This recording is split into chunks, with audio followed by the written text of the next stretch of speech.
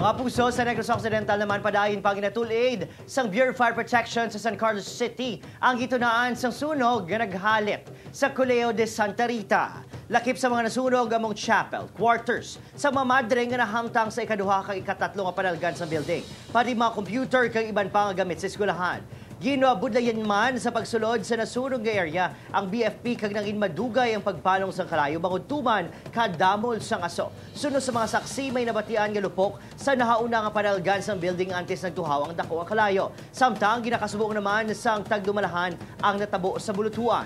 Ang danyo sa ginbilan sang sunog ang ginabanta naglabot sa 18 million pesos.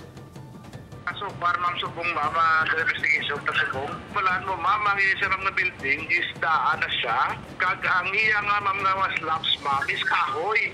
Second and third floor ma'am slabs ang iya nga sa log is kahoy ma'am. So, mutok na sige yung pagkaos ng kalayo.